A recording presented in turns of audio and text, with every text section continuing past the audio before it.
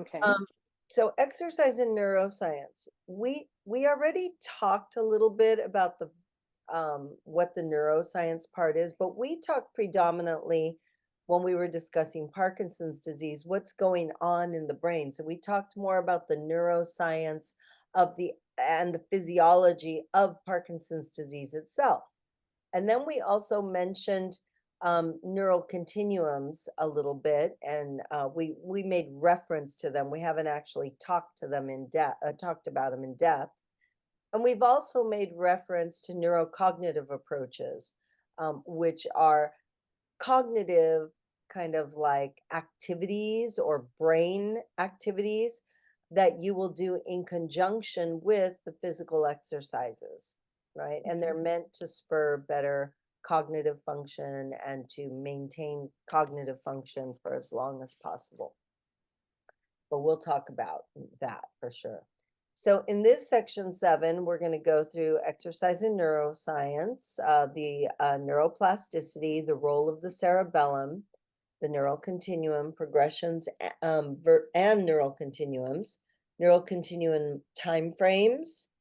This we're going to go back again to the space format. We've already talked about the space format in depth, but you're going to see it applied to exercise programming. And then some neurocognitive approaches, or they're also called neuroscience applications that are paired with exercise. So we've seen this slide before. So this is the one where the problem you see the problem. This is a normal nerve or neuron, I should say. These are normal neurons transferring the dopamine. The receptors, dopamine receptors are actively receiving it. The receiving neuron takes in the dopamine, and you have normal movement. This is the defective neuron, which is trying to transport the dopamine. There's not much of it. It's releasing it. We don't know if the dopamine receptors are working or not, or if there's just not enough dopamine. And so you get the movement disorders, right? Okay, so just keep that in mind.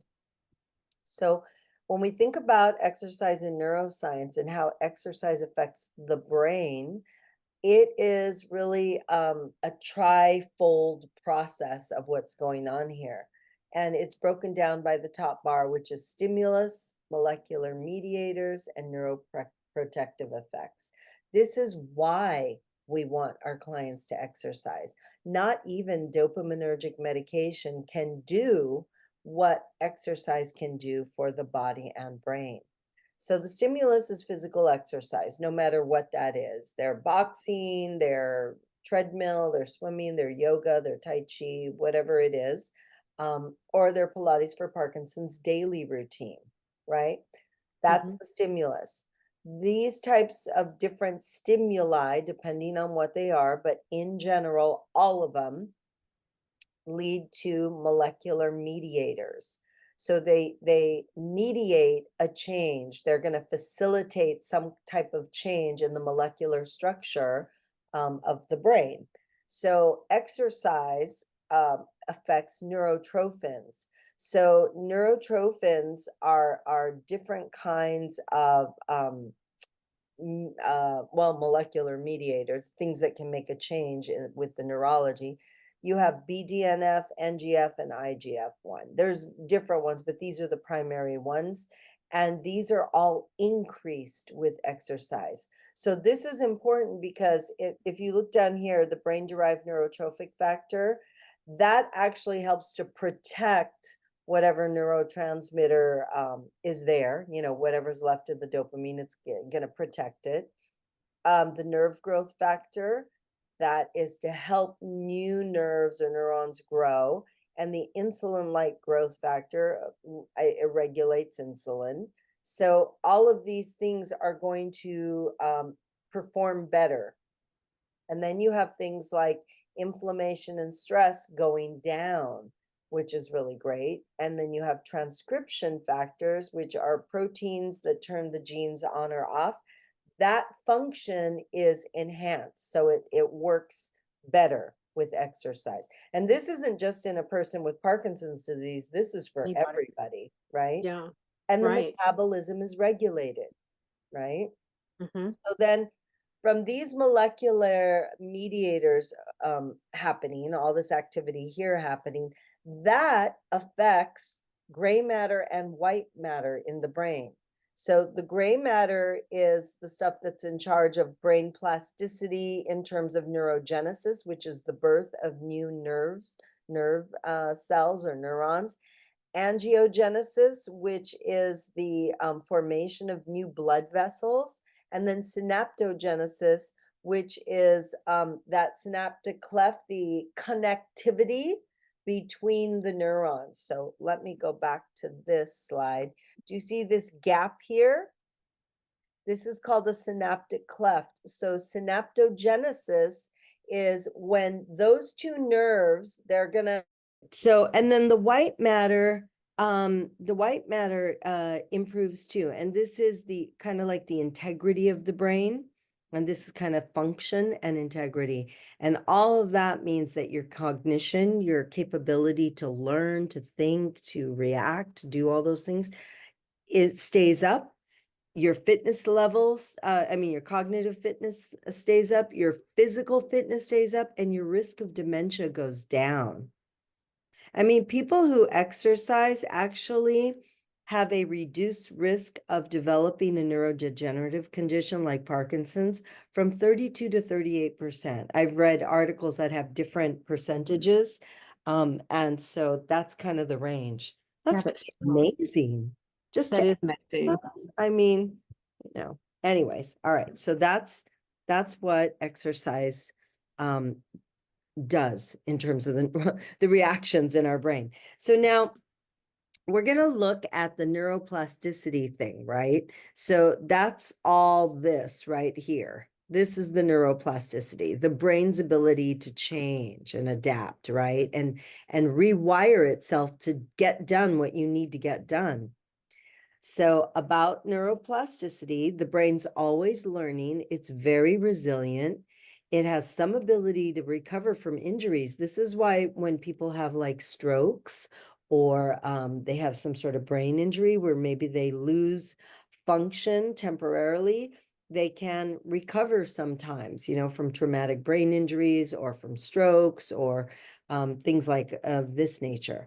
And it's because the brain can learn new ways to respond to both physical, emotional, any kind of trauma or conflict. The brain has the ability to kind of like find a different way.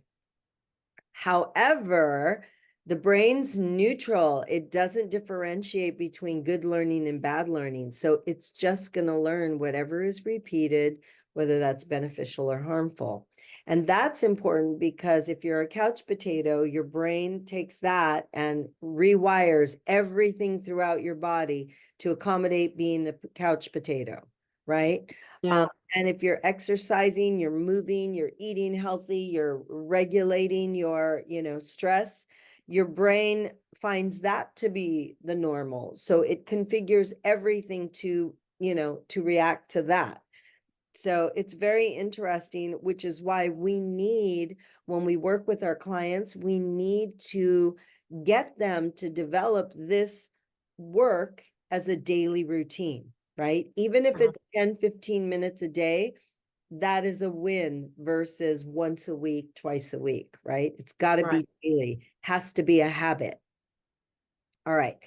And then, so a little bit more about neuroplasticity and how the central nervous system works. So it's you probably, this might be review for you, I don't know, but it's always good to review, I No, it's think. always good. It's always good. Yeah, me too. I like that. So probably that the brain's divided into two major parts, and that's the brain and the spinal cord.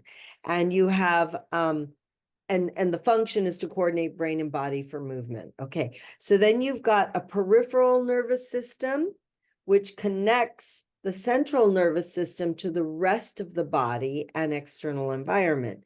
So you have a central nervous system, which is the brain and the spinal cord. And then you have the peripheral nervous system, which is all the nerve endings that go out to the rest of the body, right? They're kind of like the feelers. And one of the most incredible things about our nervous system is it looks like the roots of a tree or the branches of a tree when the branch doesn't have any leaves, and the roots just, they're just all these dendrites and tendrils and, these long lines coming out. So anyhow, that's your peripheral nervous system. So the way that works is at the ends of, or the periphery of these nerve endings, right? There are neurosensory receptors that take information. So some of that information, which we have already talked about, comes from the soles of the feet. A lot of the information comes from the soles of the feet. So what happens is those neurosensory receptors, like the fast adapting one, the slow adapting one, and the fast adapting two, and the slow adapting two. This was back in the section where you saw the feet. Remember that slide? I think that was right up. Like you said, the fast acting and the slow acting, and some are more superficial than others. And Right. But if you notice, they're all kind of on this same line. So as soon as something gets triggered, it's kind of like a spider's web. As soon as there's a little bit of movement, everybody's notified that something's up, right? So everything gets prepared.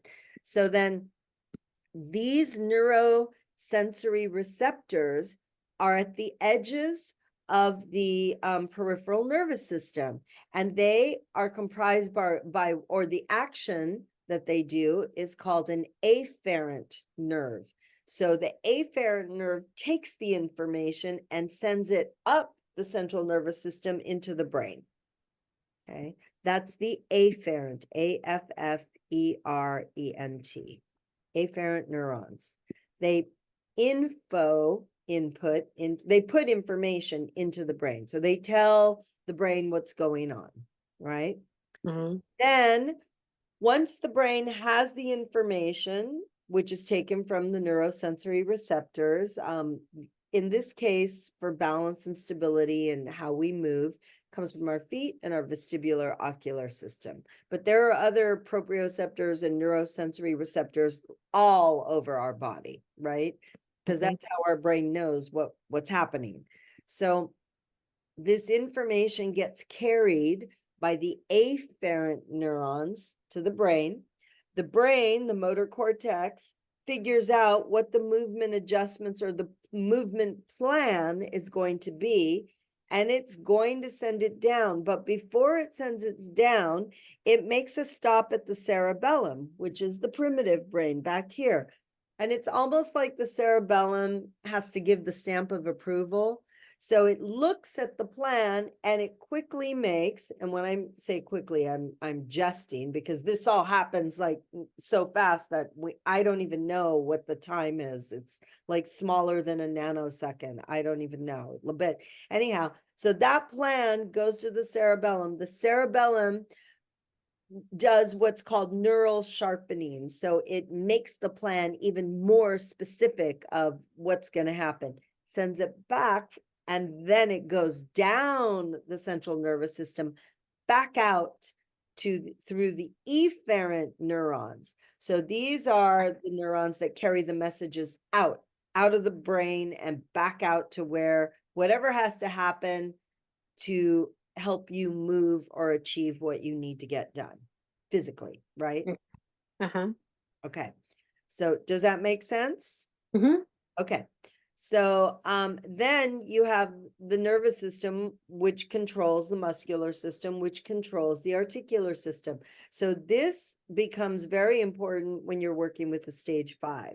It's important all the way through, but by stage 5, we're kind of limited in some of the things that we can do and what kind of reactions or activity we can get from the client.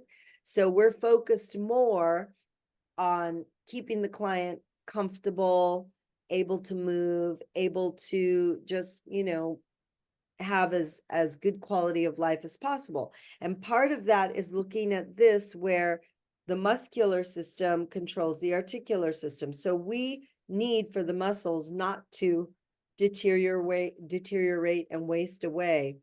So one of the things that we do in stage 5 is we keep the joints moving.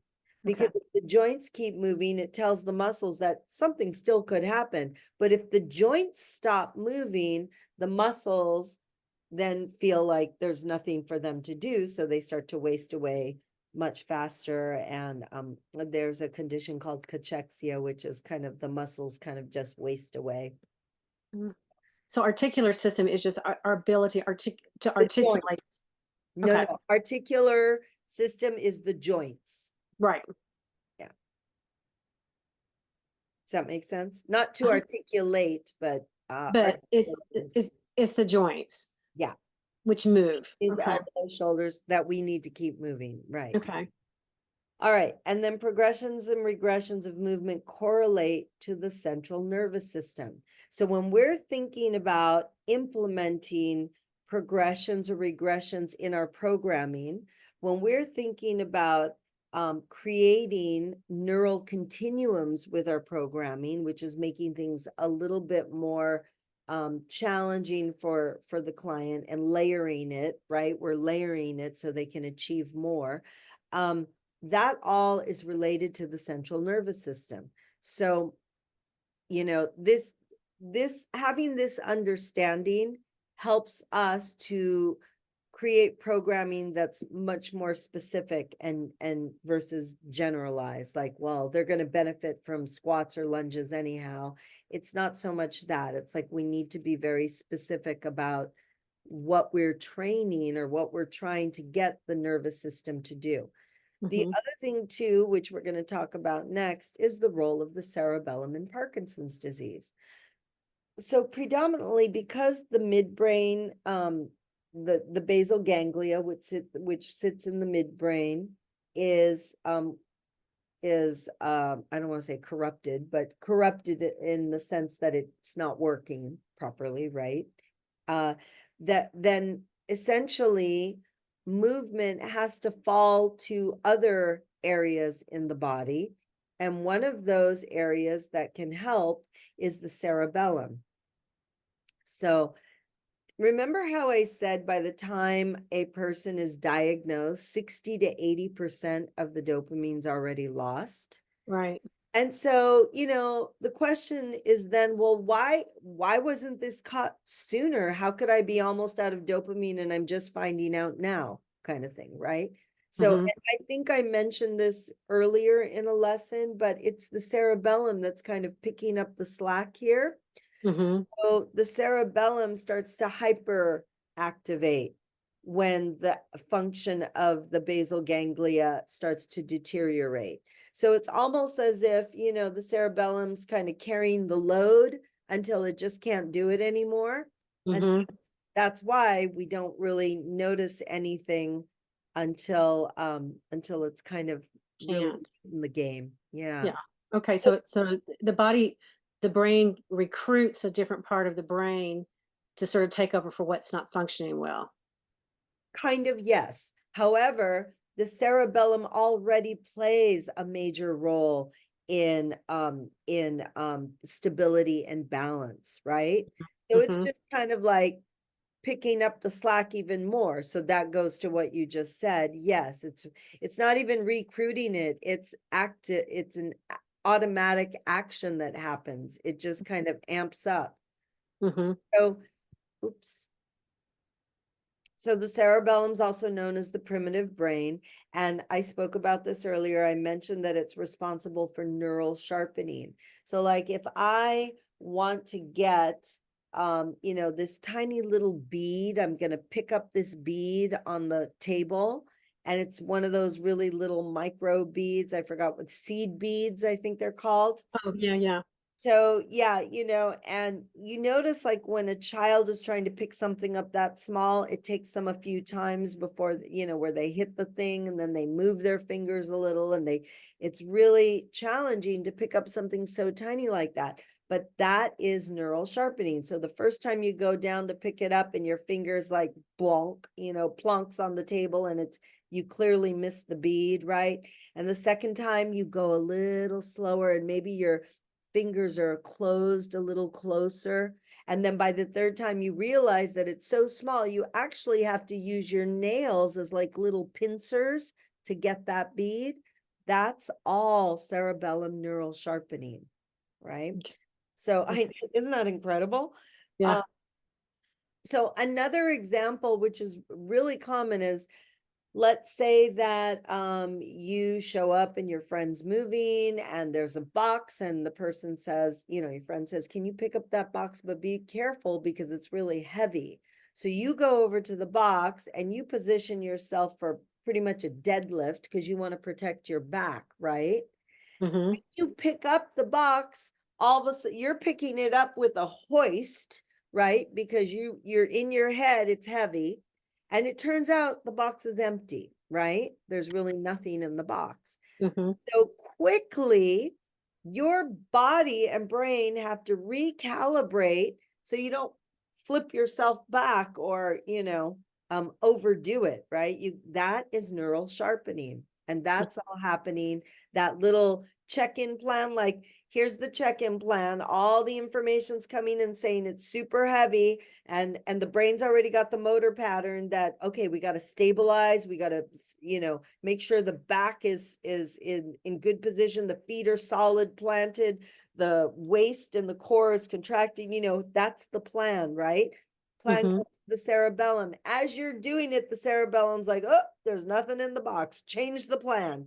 So then the feet restabilize, the grip changes, the shoulders drop, and the weight shifts. Maybe your weight was to the back to bear heavy weight, and now the weight is shifting to the front to prevent you from flipping back because you had so much hoist power going.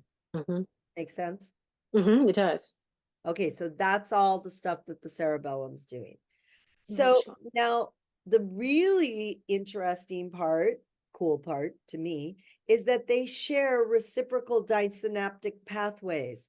In other words, when the motor plan comes down into the basal ganglia, it's like there's super highways that go back and forth to the cerebellum.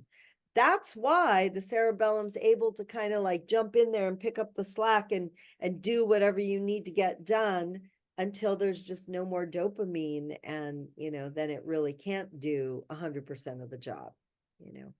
So the other thing too that I mentioned earlier is Parkinson's can be the result of many different things, and part of the reason why it's so complex to pin it down and just find a cure is because it could be anywhere. It could be in these pathways. You see these two red lines. Right.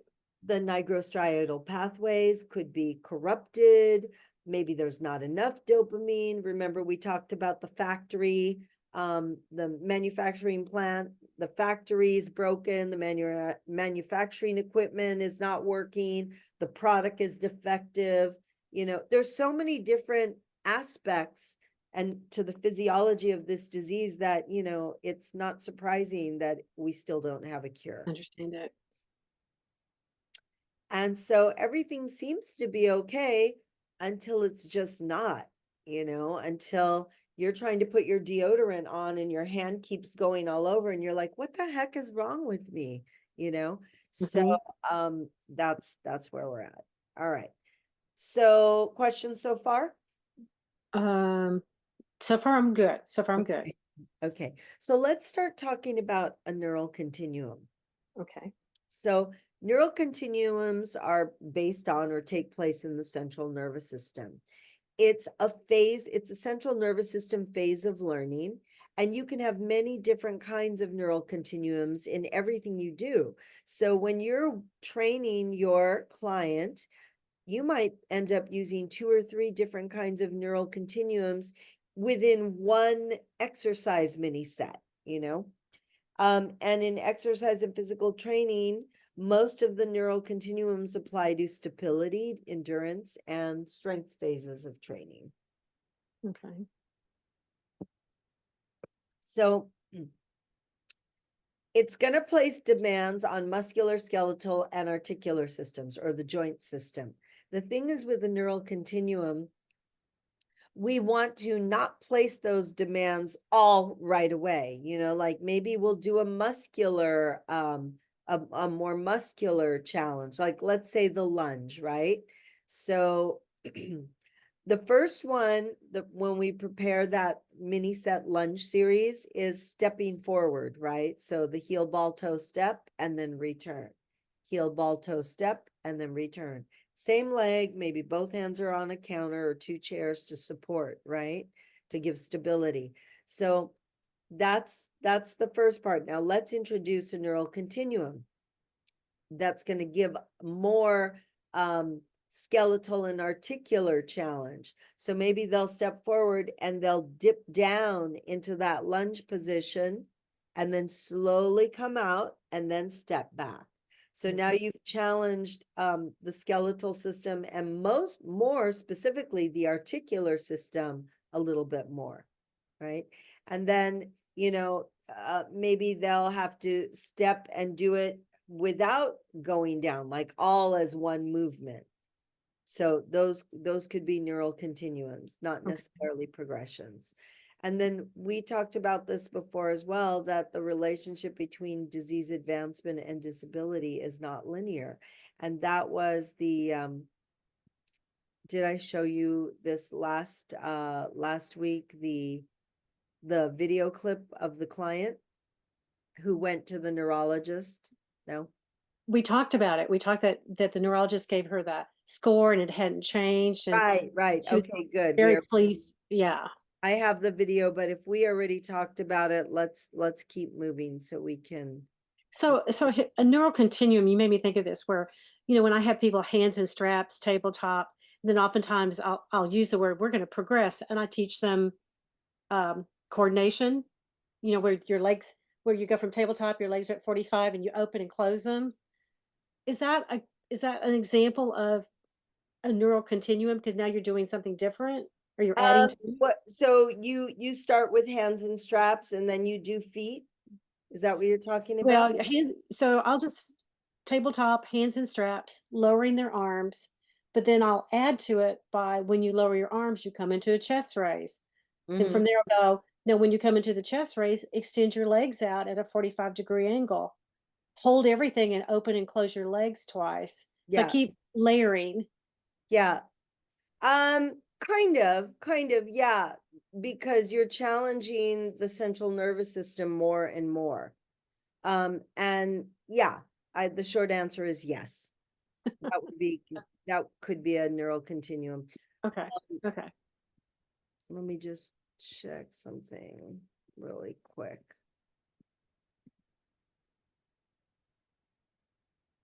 So Mhm. here's this will give you kind of some a framework of what the neural continuum is.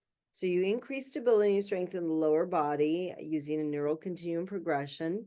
So it's gradually changing the base of support from stable to least stable. So Mhm. you can do neural continuums through exercise progressions. So a progression could be arms, let's have the arms long. This is just for a regular Pilates example. The arms Mhm. long with the straps in the hands, the short straps in the hands, and they're lengthened at the sides of the body, right?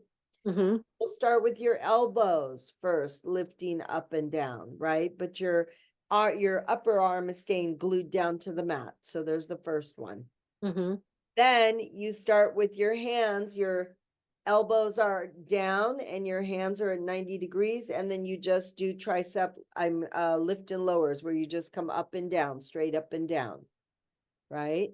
And Mhm. then the last one is your whole arm goes up and down. So that would be like an exercise progression. You're still in the same muscle group, you're still in the same joints. You're pretty much still using the same muscles and movement patterns. You're still in the sagittal plane. So that would be kind of like a progression.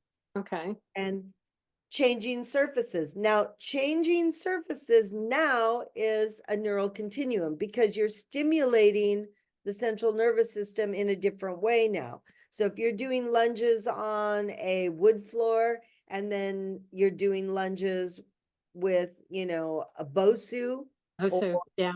on a outside on grass, you know, that's Mhm. changing the surface. So that's feeding new, completely new information into the brain. Big neural continuum is to do both of these things, change the surface. And this is why also we want to be training with bare feet because then you feel more of those changes. Right. But with Pilates for Parkinson's, we only change one variable at a time. So think about Max. It would be impossible if you tried to throw 2 or 3 things at him. And when with Pilates for Parkinson's, you'll start a base move. So let's just, not for him necessarily, but let's just say hypothetically, arm lift and lower, right? That's the Mhm. base move. You're going to change one variable. What if you add a little weight, a 1 pound weight that they hold with the strap as their arms come up and down? It's still the same movement. It's still the same muscle groups. It's still the same joints. It's still the same, everything.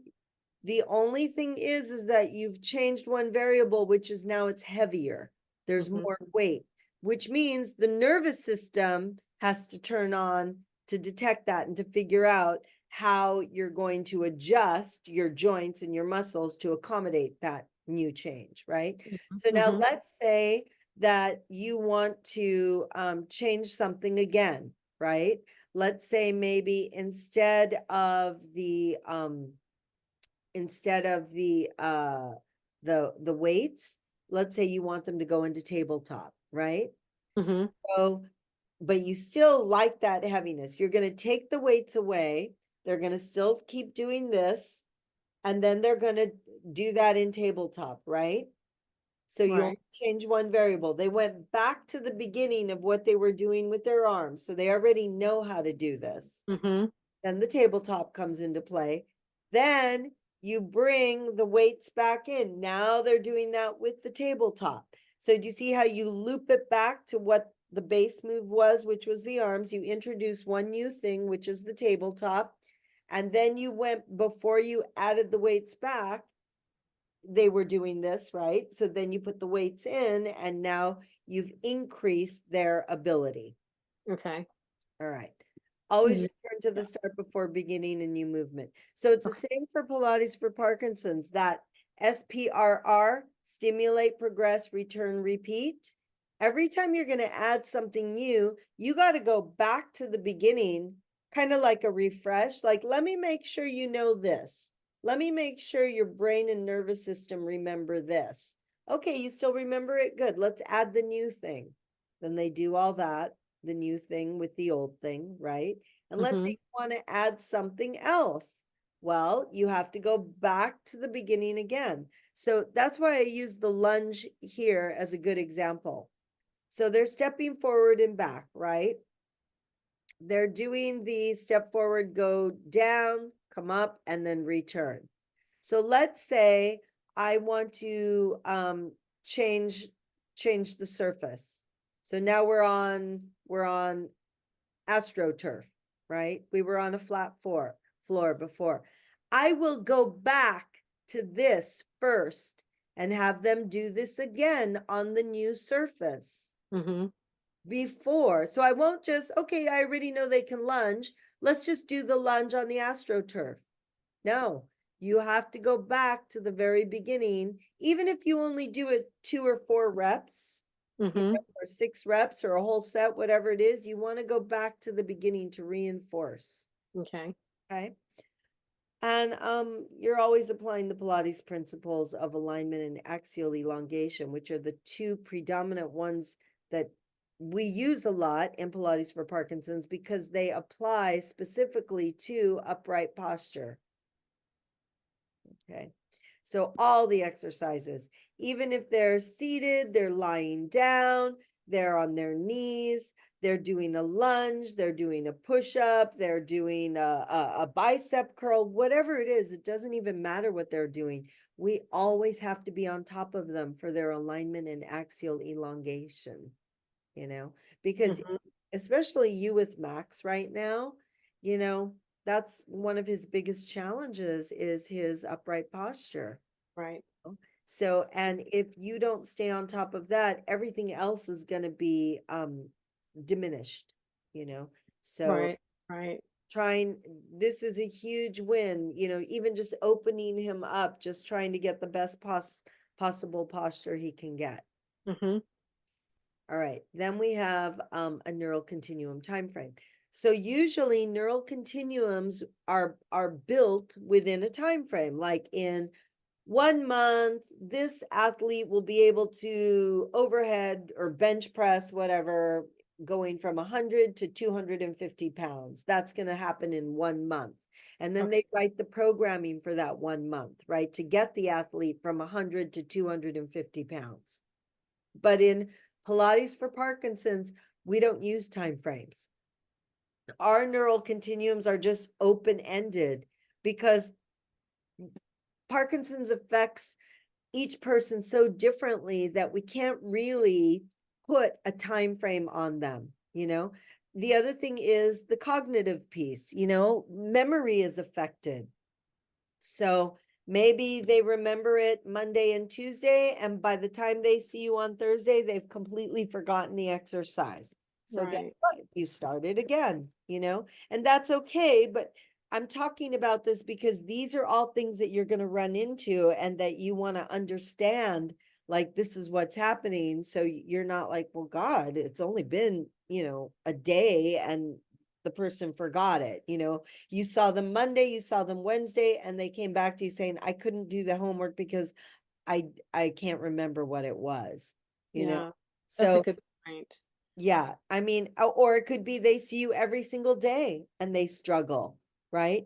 So Mm-hmm. that for me, when I see them 2 or 3 times a week and they're really struggling, that tells me that I need to do more to help them remember in terms of creating links, creating environments where when they see something, they're triggered into that, you know, Mm-hmm. into the movement or whatever. So this is where you become very creative with how you do your programming and how you give your homework and how you get your client to do, to do the homework. Makes sense. Yeah.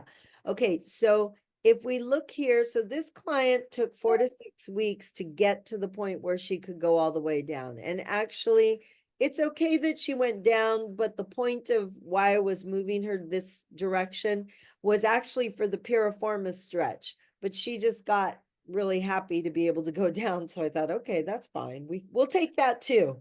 But we also need the piriformis stretch. No, that was good because you made me think of Max. He can't, he can't cross his leg over. He can't do that. Mm-hmm. It's just too painful because I wanted him to manipulate his toes, Uh-huh. but he couldn't cross his leg over to do it. And so, So what you can do in a case like that is, and I think I show this on some of my videos on the media library. uh-huh. You done the one where he sits in a chair and you put another chair in front of him. So instead of him crossing his ankle over his top of the knee, he's Mm-hmm. just folding his leg, but it's actually resting on the chair in front of him. Like the first lady here in this slide. Yes, kind of like that. But in her case, she's got both of her feet up. What I do is I shift the chair so one foot stays on the ground for stability, like in Mm-hmm. the first picture. And in Mm-hmm. the second picture, it would be that her knee is bent on the chair. And that's how she could possibly reach her feet. That's a good idea. I didn't think to do that. We just sort of tried it and didn't work, so we moved on. Yeah. Because he is really good But at rolling it. yeah, but that stretch is very important to helping them stand upright and walk. You got to get in there to the hip and the piriformis best you can. So Let I let need to start with that first one then. let me go. Well, if he's having trouble sitting down like this, what I would do is start moving the spine first. Rotations, extensions, lateral flexions. Even if what he can do is, I'm gonna unshare my screen and show you a couple things right now. I'm gonna pin me. Well, let me figure out how to do that. Okay, and then I'm gonna unblur myself so you can see the background here. All right. Okay. So let's say you do want him to you need this, right? Because your goal is you want him to get to his feet. Is that what you're saying? Right. Okay. All right. Let me grab one more chair. I'll be right back.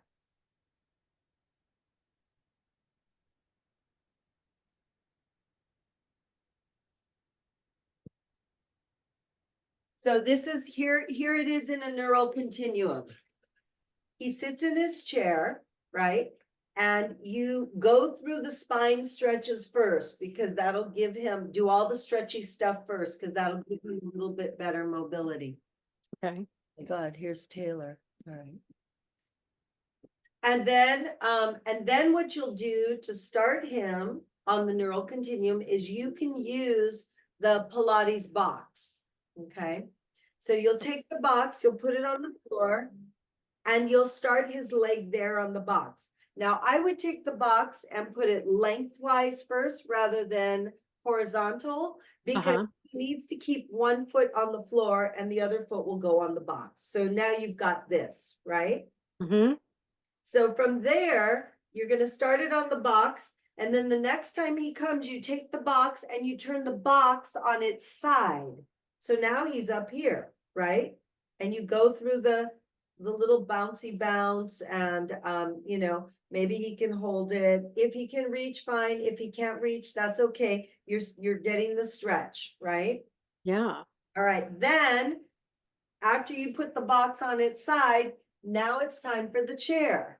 So you bring the chair, or maybe something a little higher, and then it's going to be this. I'll do it sideways, that way you can see better. So I generally put the chair, and then it's this. Mm-hmm. One foot's on the ground for stability, and then one leg is bent, right? And then he can also use the arms of the chair, if it has it, to hold and to pull himself in and release. Gotcha. A little bit of that. Don't Spine forget stretch the forward. bouncing. You need the bouncy thing for sure, though, because that kind of like activates the muscles and kind of turns stuff on. So you do that, and then you'll get this. And then what you want is you want the breathing. Inhale, nose. Exhale is the movement. Okay, even if it's just a teensy bit, like from here to here, it's a win, right? Okay. Then you'll do 3 of them where he breathes in and out doing this, right? Then on the third one, inhale, nose, exhale, hold. Don't move, stay here. Now take your inhale, exhale, pull in, hold. Now take your inhale, exhale, pull in. So maybe he's just going to get teeny little incremental changes, but his nervous system and the brain and the cerebellum are all kind of like seeing what's going on here. And I guarantee you the next time he comes back, whether he remembers it or not, he'll be able to do it better. I like that. Yeah, I use it all the time, and it's amazing how it helps. No, All that's great because I want him to be able to manipulate his toes and, just I think it's going to help his balance and everything more. So, Okay, yeah, definitely. Is he rolling his feet out? he says he is. He says he does it every day. Good. And squishing down on the tennis ball and releasing it is really important, because he needs to hydrate the plantar fascia. So smushing things, Mm-hmm. sticking his feet in, in those, those pedicure bath pools. Uh-huh. You stick your feet in there and they do like a little jacuzzi foot bath. That kind of stuff is great. Rolling on spiky balls, anything that stimulates his feet is great. Okay. Hi, Taylor. Hi, I am so sorry. I was with Mary actually. We were having a meeting and then I looked at the time. I'm like, I have to go. I'm so sorry. No worries, no worries. We'll keep going, and then I'll just send you the parts that you missed. We had a little computer glitch in the beginning too, so it was a little off, but I'll put Perfect. videos together and you'll get them. No worries. Thanks. We were actually talking about the Pilates for Parkinson's and how we really want to start, like marketing it here. And Yeah, Keep going with it. definitely. Well, we'll talk more after. Let me go back to the screen share.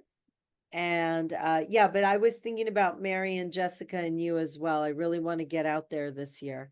I Okay. know. So we were, And so Catherine, you can come up. yeah. Yeah, I want to Seriously, come. we'll make it a little reunion. I would love to do a workshop or a course up there. So it would be really fabulous. I just did one in Puerto Rico, and one of my students who graduated from what you all are doing now, she came up to the island. She lives on the other side, so she drove in. It was like 3 hours, but it was so great to That's so have, yeah, nice. to have one of the instructors there. So it was awesome. All right. Nice. So we were going back, we were talking about the time frame. So there is no time frame. She took 4 to 6 weeks. If we're talking about Max, he might get from the bottom of the box to the side box in 4 to 6 weeks. We don't know, but we keep pushing it along. And the other thing too is that we push, right? So it's better for us to push a little and then have to back off than to just leave them there until they feel they're ready. Mm-hmm. You see what I'm saying? Yeah. Mm-hmm. I So, because do. I'll try things, I'll say, and you'll see it too. You gotta watch for the ins, right? If they're doing it and you notice that, he got his foot up there pretty easy this time, that's your signal. Let's turn it on its side and see Let's if see he how you can do do. it. Okay. All right. And then you got to keep in mind that neural continuums and movement are going to help you create effective and progressive exercise programming. Yeah. So the only way that we can progress is if our nervous system learns. Otherwise, nothing, the nervous system's in charge. So that's how we become better able to do things. It's because our nervous system has learned and readapted so we could do something better. Not because we, are stronger with our muscles, or now we're taller, or we're, whatever it is, we ate a superfood, lunch, whatever. It's nervous system adaptation is what makes you progress and be stronger and faster and everything. All right. So then remember how I talked about when we're using a neural continuum, we go back again to the start. This is why I brought this space format slide back here. This S, stimulate, progress, return, repeat. So that goes back to, I'll re-mention this for Taylor, Catherine, if you don't mind. So the stimulate, progress, return, repeat. Let's say we start the client on tile floor, stepping pattern, step forward, step back, step forward, step back. And then the client looks pretty good. So we're going to go step forward, dip down, come up, return. And then that's going to be the set, that's the exercise. And then the next time, let's say the client comes, that was on Monday, and the client comes on Wednesday. And we know that the client can do this really well now.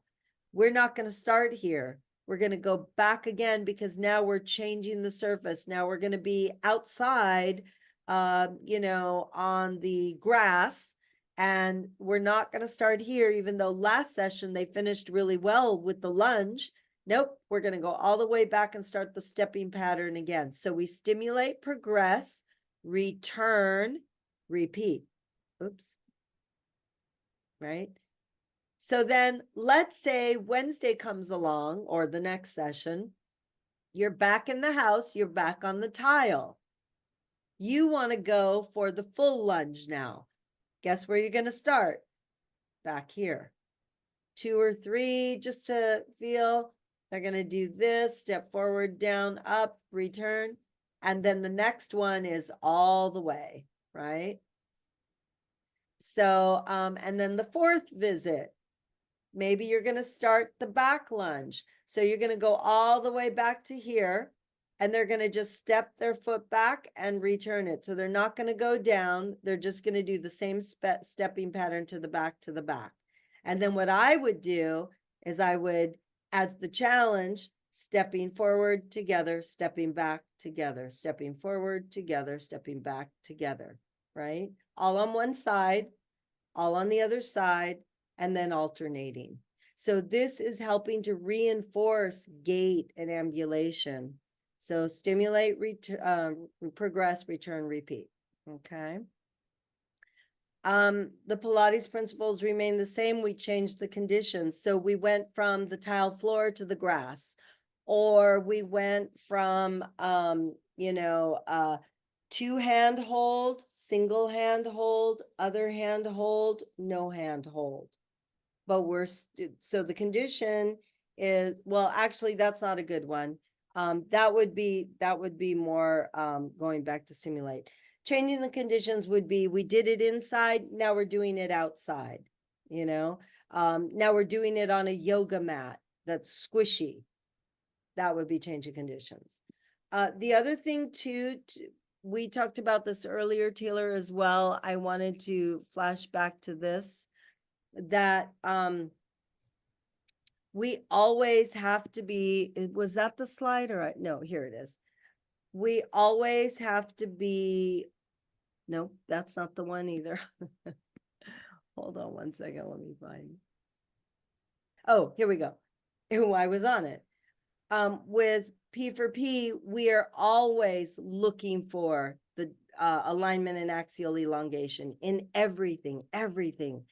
If they're on the floor, if they're sitting in a chair, if they're kneeling, if they're trying to do lateral flexion, we're still looking for axial elongation. If they're an extension, we just never want the movements to be collapsed in any way, right? We have to stay out of collapse, because Parkinson's is creating collapse.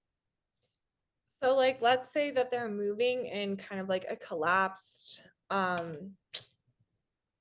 posture. Yeah.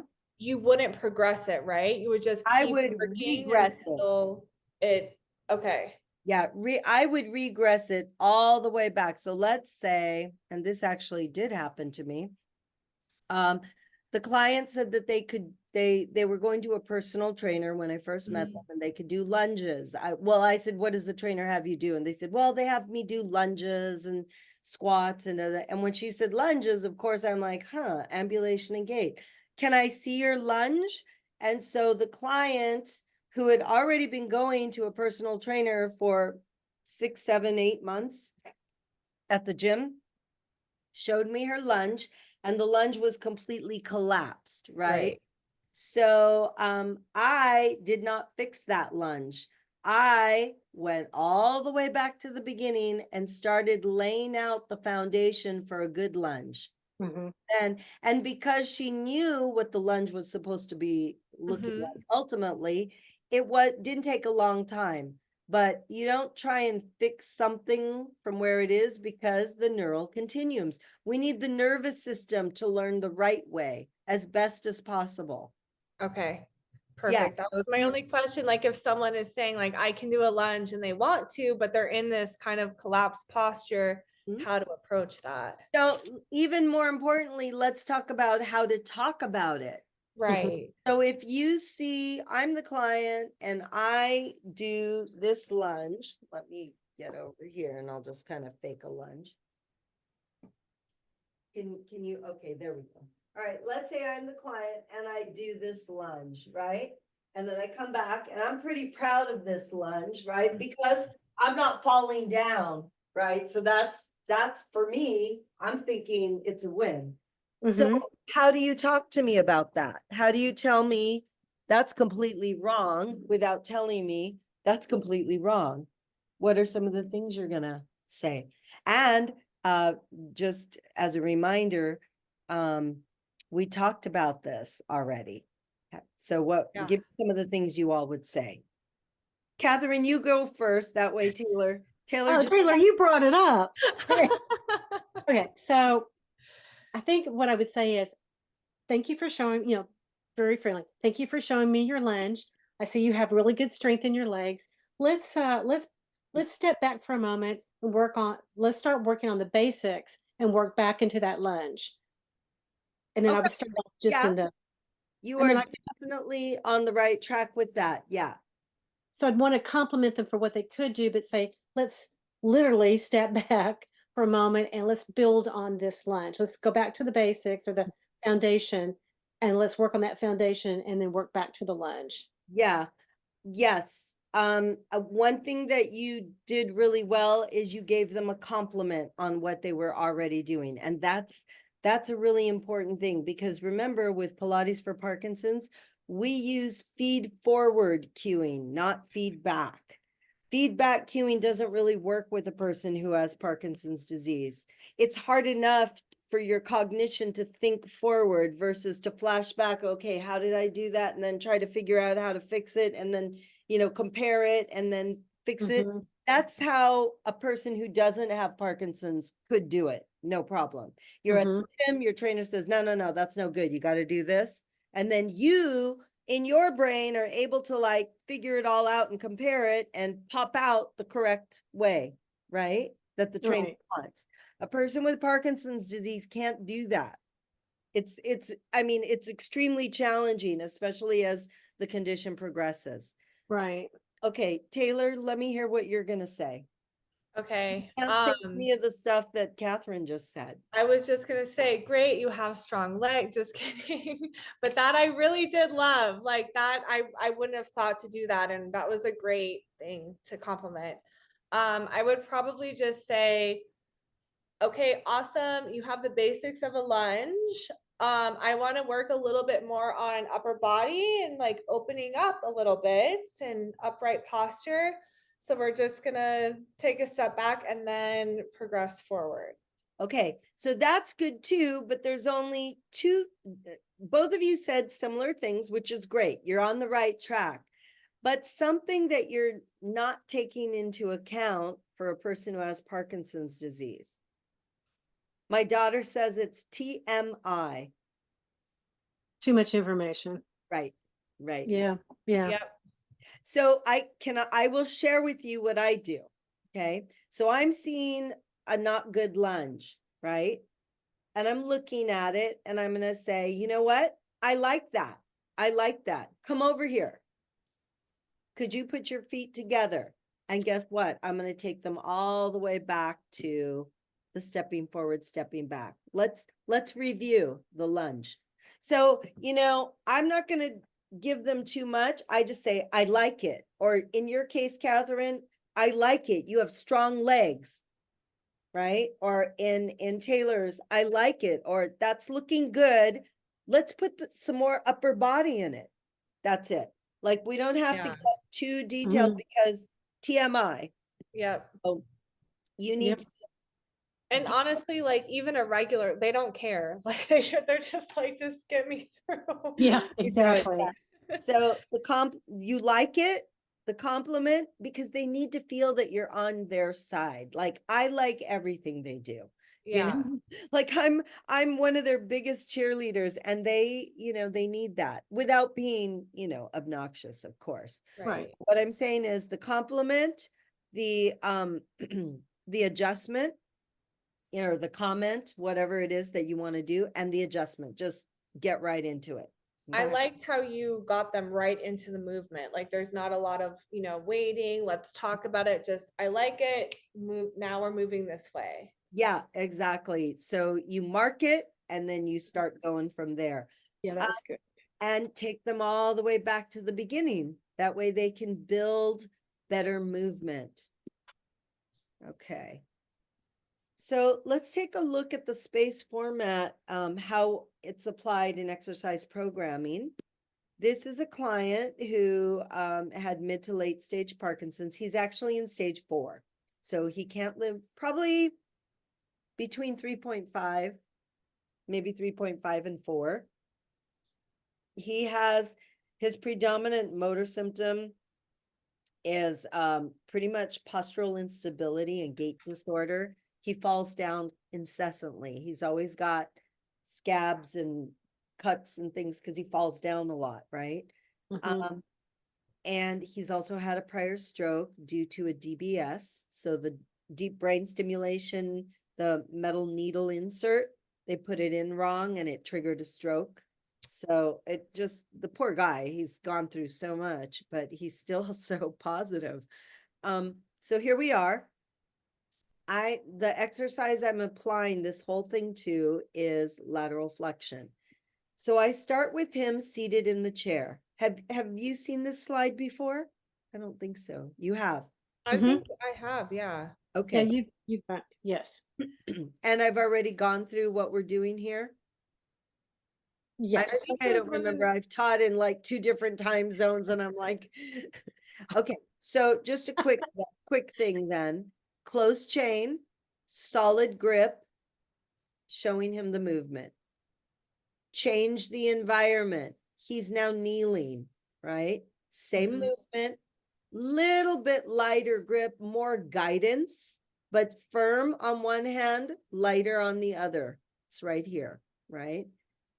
Completely change the environment, changing the proprioception. Now he's lying down to try and open wider. I'm trying to get this more open.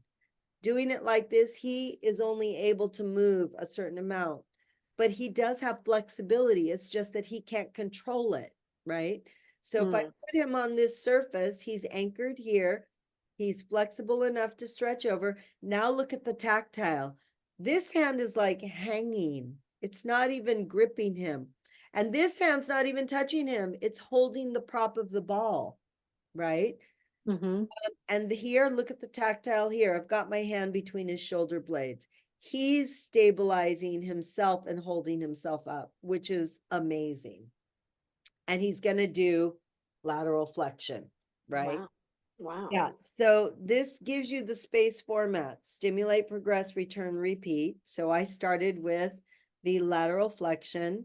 And the movement was really tiny. First, it was just holding the ball. Then it was maybe just wiggling, right? Then it was that firm grip, hold, take an inhale and an exhale, bring him back, right? And all one direction first, then all the other direction first, next, and then the alternating.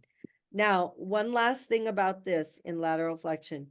If he has a significant drop from scoliosis or spinal asymmetry, I'm going to start from the drop side and open him, go to the regular side, and then finish on the drop side. Yeah. Okay, so that's the space format applied. So in summary, what we know, science confirms that physical exercise positively impacts the brain. That was this slide right here. That was the one you didn't see, Taylor. That's okay. We can use neural continuums to create sequence challenges to proprioception during exercise, and challenges to proprioception lead to progression. And the way you challenge proprioception is through the nervous system. So the best chance of disease attenuation is to treat the motor symptoms early with consistent and targeted exercise. That's why it's so important what we do, and that people come to us, because we're not a, one basket for all, a catch-all. Nothing wrong with those, but we really get in there for that person. We save them time, so much time. Okay, so in summary, what can we do? First of all, you got to really know the Pilates for Parkinson's stages. Number 1, stage 1, the big push. 2, holding ground. 3, support and strategy. 4, modify and keep going. 5, care and planning. You need to know our stages, and you need to know the honing yar stages. That way, when you see a honing yar stage 1, in your brain, you already have the format for what you got to do. You're right here in the big push. Anything and everything goes. So we treat the motor symptoms early. Keep this in mind. Disease advancement is not linear to disability advancement. I tell my clients that all the time, especially as don't worry, because they'll sometimes come to you and they'll say stuff like, well, I'm not feeling good. I'm not able to do this. I feel like I'm worried that my Parkinson's is going to progress, a lot. I'll say, oh, don't worry about that. Even if it progresses, it doesn't mean that your disability is going to be linear. You can still have awesome movement whether your disease progresses or not, which it will, of course. But, I always do it as don't worry about that. Mhm. And that actually is comforting to them. And it's actually true. As long Right. as they do the homework, they do the work, right? I mean, we can't guarantee, well, we don't guarantee anything anyhow, but definitely can't guarantee anything if they don't do the homework. All right. Acknowledge that the learning process and time frame is different for everyone. So I do have clients who it's maybe we're 5 months on one sequence of movements and it's okay. Or I see them 2 months in a row and they're still like, could we review this? Just the arms of the Pakwa thing, I'm still a little confused. No problem. Yes, absolutely. We're going to do it. And then you can sneak in maybe one little thing if it's looking good, All right. So remember that every action is formed by a group of movements. So if we come back here, the lunge is a group of movements, right? And we're not even talking about the whole entire mini series, but just even the stepping forward and stepping back, it's a group of movements. There's movements happening through the ankle and the foot. There's movement happening through the knee joint. There's hip stuff happening. There's even upper body stuff happening. So just keep in mind, it's a group of movements. So when you're looking at movement, look at all the facets of where the movement can occur, and that will help you to improve movement for that person, right? Don't just focus on, like, I'll give an example. If they're taking a step and each time they take a step, they kerplunk their left foot down versus heel ball toe, right? Don't just focus on helping them with the heel ball toe. Look at the movement in the kinetic chain. Maybe they're kerplunking their foot because their left hip is tight. So to pull the leg around, they have to do a little oomph, and then their foot, they don't have the control to do a soft landing. So perhaps that could mean that they could lay on their back, and let's do some rotation through the hip joint, hip circles with the femur head, and then we'll do it in the other way, and then we'll do some open and closing, and then you have them do that same stepping movement, and I'm pretty sure you're going to see a difference. All right. Create specific programming which emphasizes neural continuums. So that's, we talked all about that. Our biggest challenge is for them to adhere to a regular exercise program. That's the hardest thing of all. So with all this in mind, how else can we affect changes in brain neuroplasticity? We can use neuroscience applications. They're also called neurocognitive approaches. So this is where you incorporate different types of neuroscience applications while physically exercising the person. Okay. So I'm going to grab a book for a second because I want to show it to you. No, let's stop there. You can read that slide well.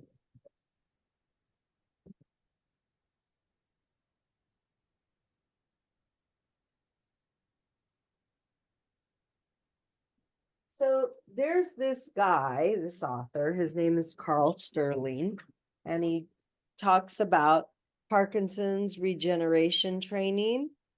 And, mostly it's a bunch of anecdotes about, someone doing their alphabet backwards while they're lunging. And, he talks about maybe they're subtracting in increments of 7, and he just kind of talks in general about that. And it's a good book. It's informative.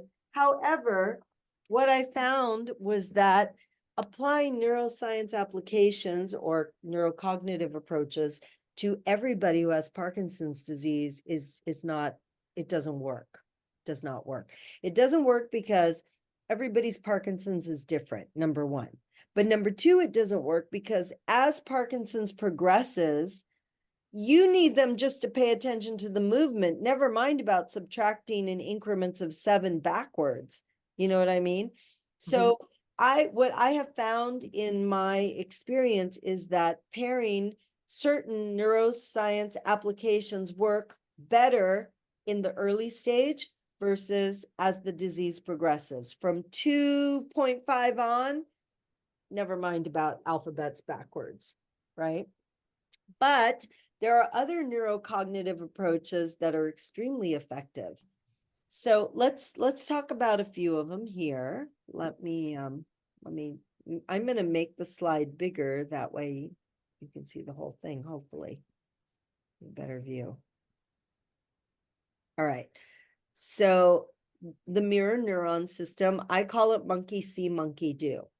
So this is, and then I tell you the parts of the brain that are activating. So it's cerebellum and basal ganglia.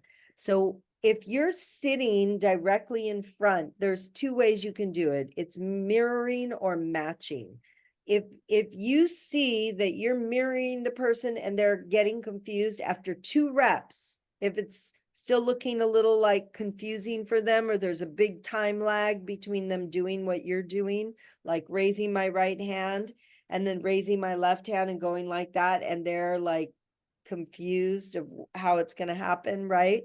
What I will do is I will flip my chair so my back is to them, but I will be displaced to the corner. So if this is where they are and I was sitting right in front of them like this, now I'm going to flip my chair. I'll go like this, and I'm going to be slightly in front of them. So I can see them out of the corner of my eye, but they see my back now. So now I'm going to match them, and I will always start with the arm or the limb that is on their same side that they can see. Does that make sense? Like I'll start with, if Yeah. I'm sitting in front of them to the left, I'm going to start with my right. With the right, because- yeah. Yeah. Mm-hmm. Right. And I'm not going to be far away. I'm going to be just close enough to where there's like a little bit of an overlap, so I can see them from the corner of my eye. And they're close enough to me, because if you go over here wide, it's going to get a different spatial disorientation. So you Right. kind of want to be as close to in their position as possible. So that would be matching. But what I wanted to talk about was the mirror neuron system, which is mirroring. So you have to get really good at using your right and calling it your left. Yeah. Yeah. So Yeah. you probably had some practice with that already. I've had some trouble with that. Yeah. So You'll get I really good. used to teach cycle, and so I was always opposite. So I kind of have been used to that. Lucky you. Yeah. So if things are going awry, I stop and I put both my hands on my lap and I'll tap. Hands down, hands on the lap. I'll just do, so remember we talked about the neuro-linguistic programming? It's a way to connect. That's why I have that in this program, because you need to learn different ways to connect to them, because the regular ways don't work. So mirror neuron system, hands down, tap, or together. You need a set, I call it a set point. You need a set point, right? So I'll do this, or I'll put them down, and then I'll come up. Follow me. Follow me, you know, and they'll look, and then they'll be there. Then you got to stay there for a moment and start small. Right? Maybe my goal is for them to do rotation. So follow me. You know, so get them. It's like a Simon Says game, right? And then do the Mhm. other part. Both of them. Both of them. Okay. Now both of them, look over your right shoulder. Come back. Look over your left shoulder. Come back. Do you see how, like, now I got what I wanted, but I Mhm. had to like use a neurocognitive approach to help me get there for the client? Yeah. Mhm.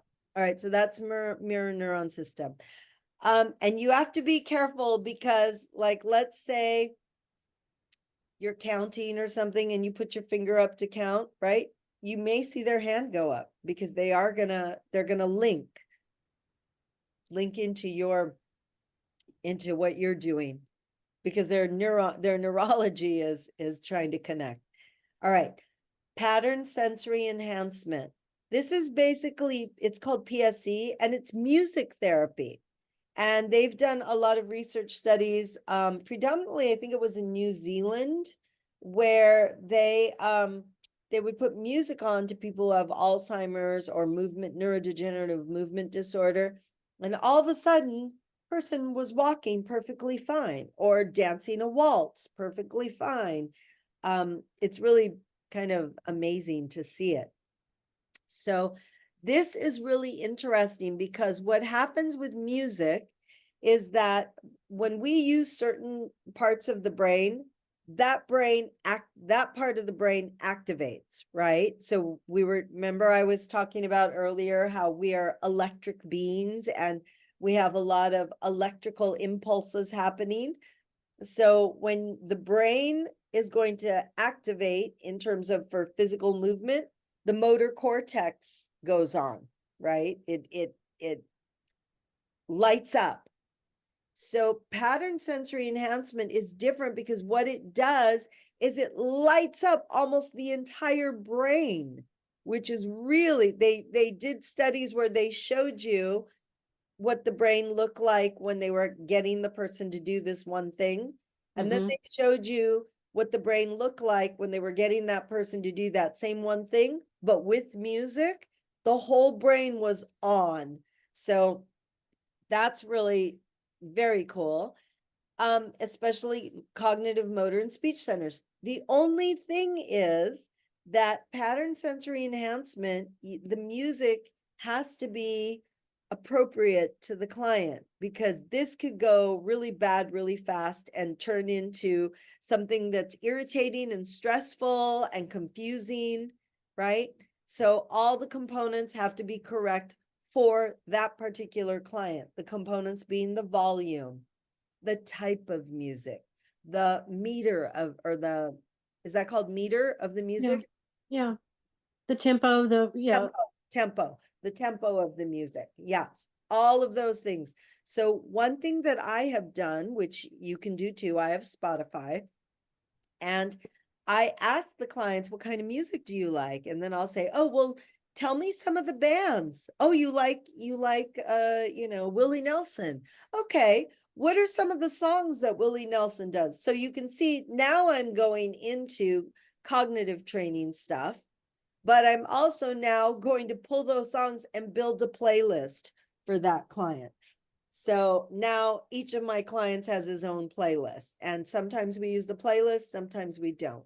So, and then if they have Spotify, I just share the playlist to them. So now they have their own playlist, right?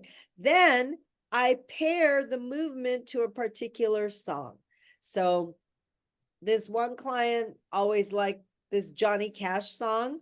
And it had this beat. And so he did all his walking steps to the Johnny Cash song. It was a routine that we did, so that worked out really well. So that's pattern sensory enhancement. Cognitive training. So cognitive training, active lifestyle, brain stimulation can decrease through neurodegeneration. This happens in the prefrontal cortex. This is all the stuff with count backwards, subtract in fours, multiplication tables in tens, say the alphabet backwards, all the flowers you can think of with the letter H. That's all cognitive training. This is really good in early stage, but it gets really bad fast when you get around 2.5 down. I'm not saying don't use it. What I do instead is, because we find out about our clients, we learn about them and we know things about them.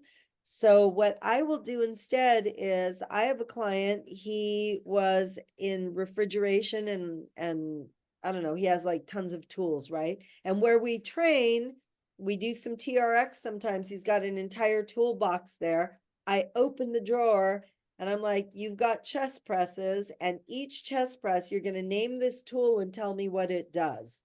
So I pull up one tool, he chest press, he starts telling me what it is, what it does, give me an example.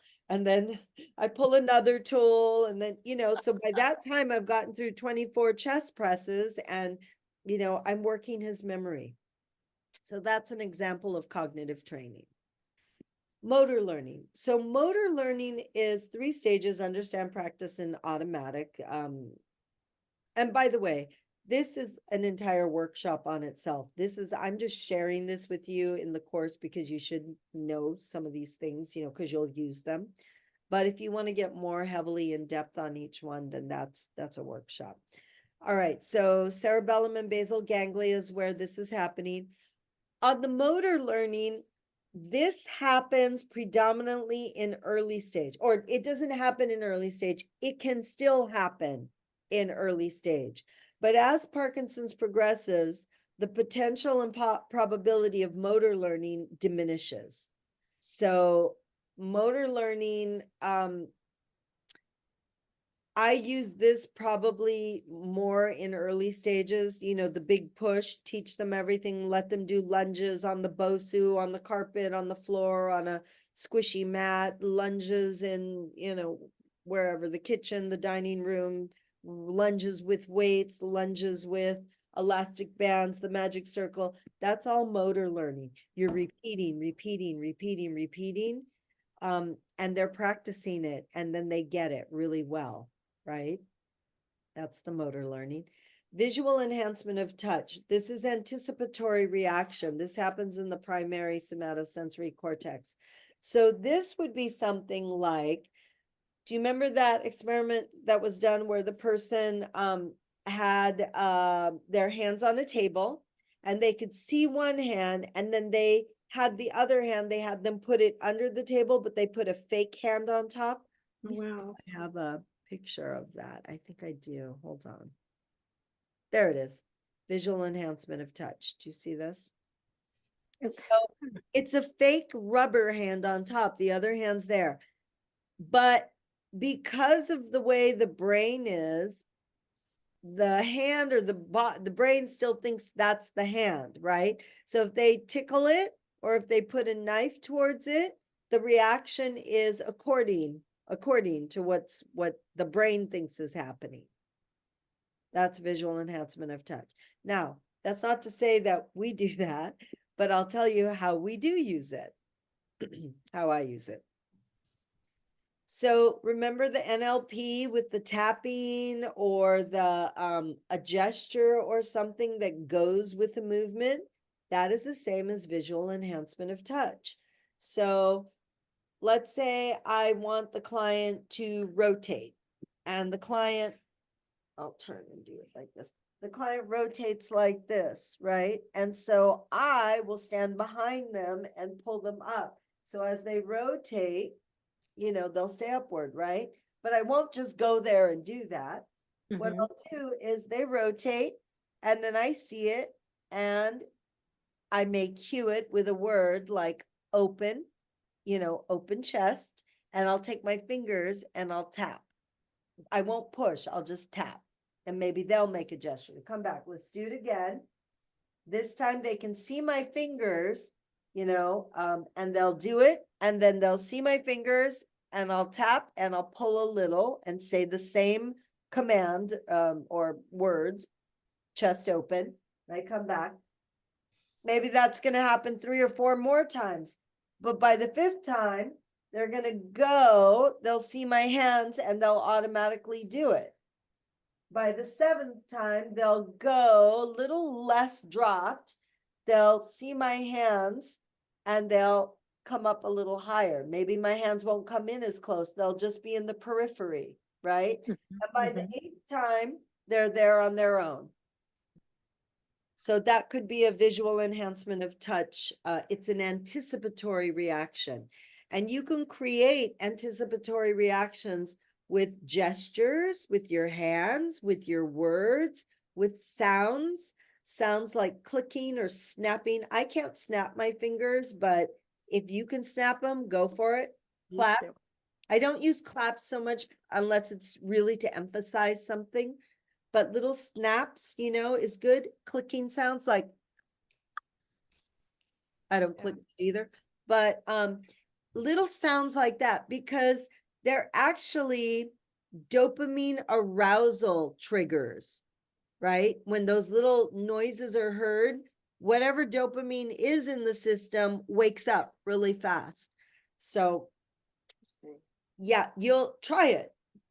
Try it without and then try it with and see what you notice. A lot of this that I'm explaining to you is because I've tried a lot of it. Some Mhm. things work, some things don't work, and I just keep trying to, and it's different for every single person, you know. All right, last one is the neuropsychomotor training. And here we're trying to just activate different parts of the brain. This is the cerebellar, thalamic cortical cerebellar circuit. That's a mouthful. Okay. And this one is you're accessing different parts of the brain. It's a learning process. Again, this one's more like in early stages. So now what I'm going to do is I'll show you the grid here that I created so you kind of have an idea of when certain learning neurocognitive approaches come into play. So stages 1 through 5, motor learning. It's good on 1, it's pretty decent on 2, it's fading out on 3, right?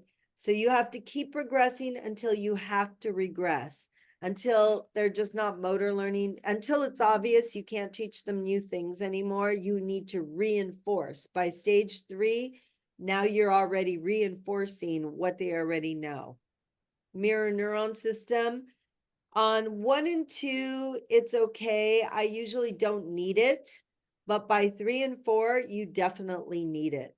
Look at me, raise your arm, you know. So that's more in 3 and 4.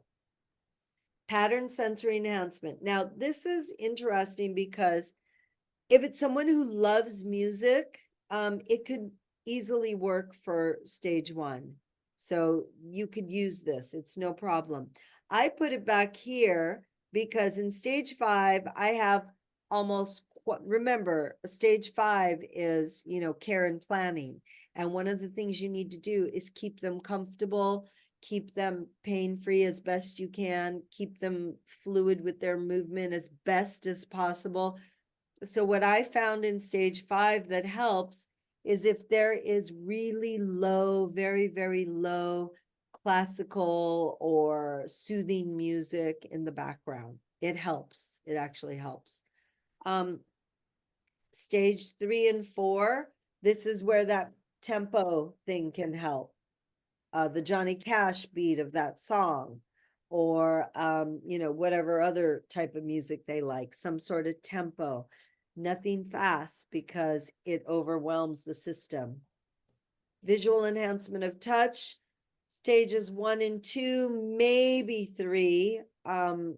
Enhance sensory input areas of the brain which process motor activity. Cognitive training, easily. This is the one where, alphabet backwards, flowers that start with H, that's all that stuff while they're doing the exercise. But I really, really encourage you to use what's in their memory because recall is really important. And forget about, making them have to create new things. What do they already know that you can get them to repeat? So that's how I use it. And neuropsychomotor training, stage 3 and 4, you want them to have their eyes open for all the training because by this stage they're closing their eyes all the time.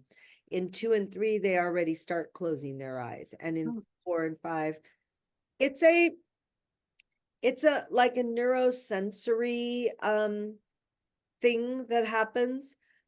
I don't know if it's it could go either way.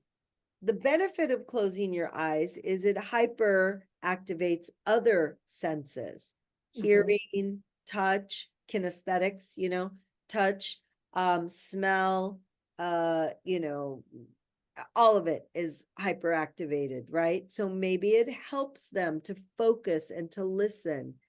But the thing that's not good about it is that when you close your eyes, it turns off the vestibular ocular part, which means balance and stability are impaired.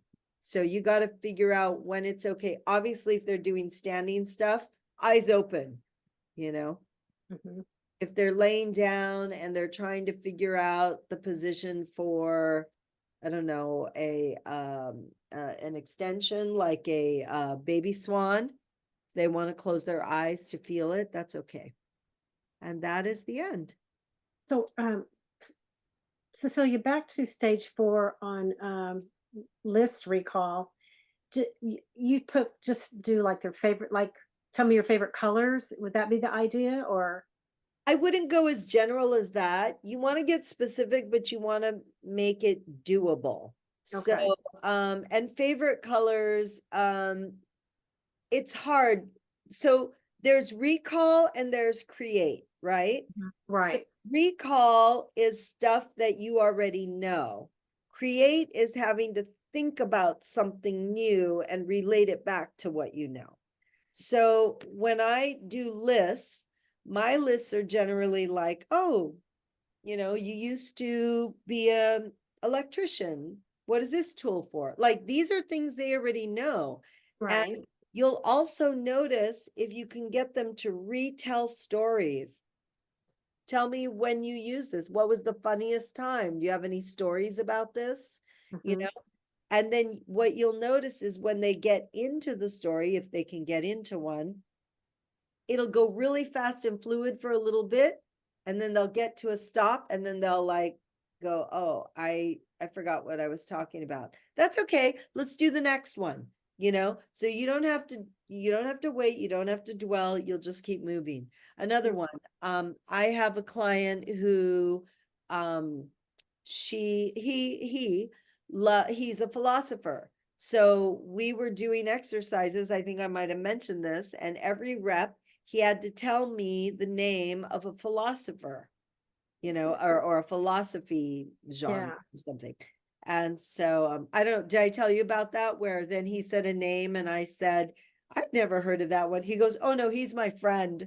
And I said, no, no, no, you got to keep it into, they get, their personalities come out. He was named Right. these Do, fancy ones.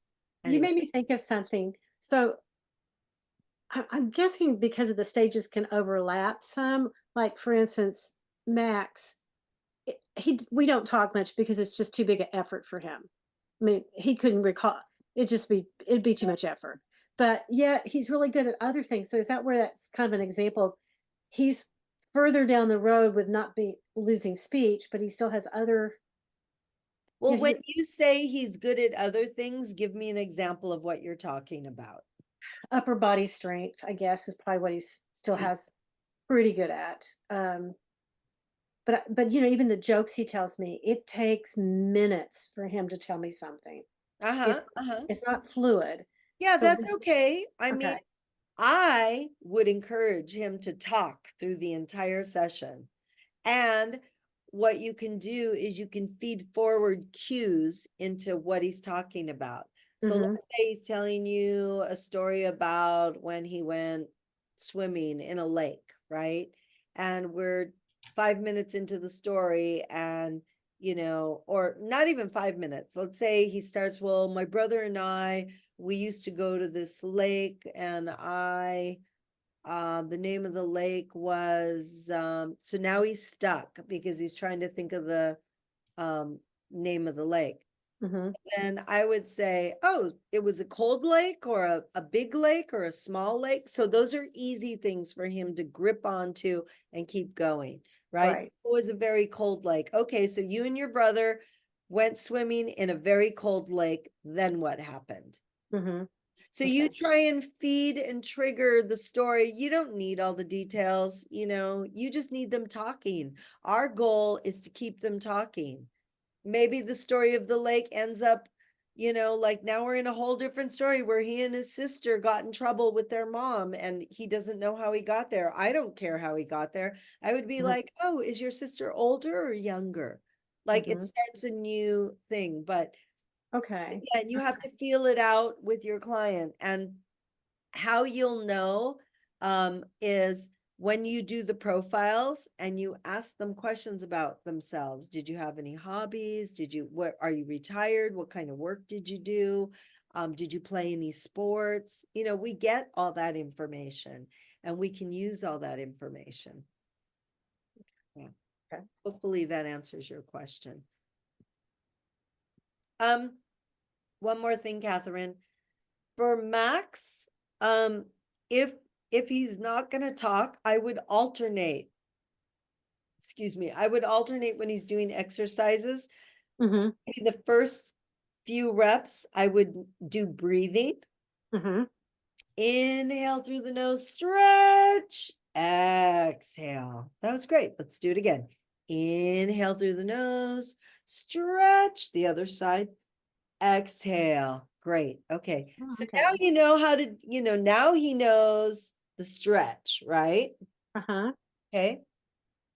So, let's say, what do you know of him? What did he used to be or work as? I mean, his profession. So he was a chemical engineer. He grew up in the panhandle of Texas. He has a brother that was a sheriff that Okay. died. Okay. He has a Okay. dog named Paco. Okay. Paco. Paco. Okay. So we did the breathing, right? Mm-hmm. All right. On this next one, when you stretch, I want you to tell me something about Paco, and then he's going to hold that stretch while he tells you the story of whatever about Paco. Maybe he'll say, well, what do you mean? I don't know. Did you feed him this morning? Simple things, Do you Okay. give him treats? What kind of treats? Does he like treats? Okay. Stretch the other side. Maybe this question's a chemistry question. Name one, I don't know what they're Element from the element. periodic table. That's what I was like Yeah. picturing. it. Name one element in the table of elements, and if he gets that, then ask him, do you remember the element, what is it, alphabet or sign, or the periodic name? Oh yeah. Oh yeah. Oh, the symbol. The Yeah, symbol the for the symbol, particular right. element. Yeah. Yeah. So you just like start to take it a little bit more. Okay. And not to worry about if I get anxious because it takes him so long to answer. No, you breathe too. Okay. Don't I mean, get I mean, anxious. I think I do better than I'm giving myself credit for, but Probably. I'm a talker, so I really have to work at not answering for him. Wow, so what a beautiful gift. He's helping you to learn a different side, Exactly. You're Exactly. helping each other. That's Yeah. nice. Yeah. That's super Yeah. cool. All right. So, Taylor, I'm sorry you missed a lot of it, but I will send you the the video. I'm gonna have to convert them and put them together. So it might be I don't for sure not tonight, but it could be like a day or so. No worries. Thank you so much. And I'm sorry I was That's late tonight. okay. That's okay. I'm happy to know that Mary's back, and yeah, I'm gonna reach out to her because I would like to do a course where you are, because I want to establish that her place is the education and training center for Pilates for Parkinson's. I So, know she would love that too. She always asks about you. So oh, good. Yeah, well, I always think about all my instructors. I'm excited for you all. This year's going to be a very busy year, so we need training centers. And I noticed that oops, sorry, in Korea and in Mexico, they're really starting to push forward. In 2 weeks, the instructor from Mexico is coming to do a master training with me. So she's going to stay with me for 1 week. And we have it's kind of a heavy program, but that's what we have to do. But yeah. she's gonna come. She's basically 3 of those days. We're gonna see 12 clients of her observing and me. And then at the end, she has 3 brand new clients with Parkinson's that I've never seen. She's never seen. I know what I would have to do, but I'm gonna see if she, can do it. And then she's going to do all the teach back. She's going to teach the course back. She's going to teach the workshops back. And so it's a week intensive. Oh, Wow. So then in March, she'll go back, and then we have the co-teach, which is she teaches half the course and I teach half, or actually I'm going to try and get her to teach more. It's going to be the first course that's in Spanish. I was So going Oh to my say, are you going to go bilingual? Or are you going to go fully Mostly immersed in Spanish? Spanish. Yeah, I speak Spanish too. It's just that I try Yeah. to avoid it because I don't sound so good when I speak Spanish. Oh. Well, you probably sound fine. Yeah. I mean, I can feed myself and stay out of jail if that's what you count as fine Spanish, Is but So that those are Paulina, the one in our course Oh, who's no, Tere Lopez. He oh went in the very first group, and I've taught courses and workshops in Mexico. She's in Puerto Vallarta, and she really wants to teach this course and the workshops, and she's already got stuff lined up in, I think, Colombia and Argentina. So I'm Mm, like, go incredible. girl, you know, this is Yeah. exciting. So yeah, yeah. and I would love if we could have a training center in Texas, or wait, it's no, Colorado. I'm sorry, not Texas. Colorado. That's Yeah. The Taylor's in Colorado. Yeah. yeah, that would be Both. cool. Yeah, why not? Why not? And Right. also, Catherine, you're in Texas. What is Yes. your town called? I'm in Houston. Okay, how far is Houston from Tucson? Oh, it's Far? 900 miles, something Oh, like that. Yeah. quite a It's way. 1,000 to 900 because I've driven it. Okay, well, Yeah. let's see what we can do. Maybe we can fly you there because in October, I'm scheduled to go to the Fletcher Center to teach there. So In yeah, Tucson. that'll be a really Oh, amazing. nice. We love Tucson. It's my sister-in-law lives there, and yeah, it's a great place. Oh, cool. Okay, Yeah. maybe we can time that together where sister can get a visit and you can come to the course or That workshop. would be very cool. Very cool. All right, you all, thank you so much. Now, Thank you. next week, let me go over this really quick so we're all on the same page. Our last session, which is session 8, it's on Valentine's Day. Is that going to interfere with anybody's plans from 6 to 8? I Well, totally Ian- respect if anybody's got a romantic thing planned. No. I don't have anything, so I Yeah, just I'm good. And I'm on vacation, so I won't be here. yes. Oh, wait. So, but you're going to be gone for a little while, right? Yeah. Till when? Till the 29th. Oh, yeah, till the end. Okay. Yeah. Till the end So, of February. okay. So I remember, yes, I have it actually marked here that you're going to be gone. You're going to return on the 29th? Mm-hmm. Okay. Okay, so what I'll do is I will do session 8 on the 14th. So Taylor, be there at 6. I know. I normally am really good about this. Yeah, So. no, you are. I know. Aw. Um, I will send you the video, Catherine. And when you get back, if you want to jump on a call and go through anything, we can do that because next session we'll go through the last chapter, chapter 8, and then we're going to talk about the final projects in depth about Mhm. how it's going to happen, what needs to happen, how it's not graded because it's not really you don't really get a grade. It's more like a pass fail or a pass, you know, because there's really no fails when you've gone through as much information and content as we have. Everybody does fabulous, amazing. So I'm really excited about that. But that's just what we're going to cover on that last session. Okay. Okay. So All right. I'll watch the video and then I'll reach out to you. Yeah. Absolutely. And we'll schedule something and then any questions you have. And then Taylor, I'm seeing you on Friday, On right? Friday. Yep. Yay. I'm Okay. really looking forward to it. I Yeah, have bring a all couple your questions. Good. Bring them all. All right, ladies. Thank you for joining me. Have a wonderful rest of the week. And Catherine, have a wonderful vacation. I'm Oh, so thank excited. you. Yeah, hopefully I'll get to see some pictures. You will. I'm very excited and I'll fill y'all in when I get back. And Yeah. Okay. Perfect. All right. Safe travels, Ciao, ciao. Catherine. thank you. Celia. Bye. Take care. Bye, everybody. Bye.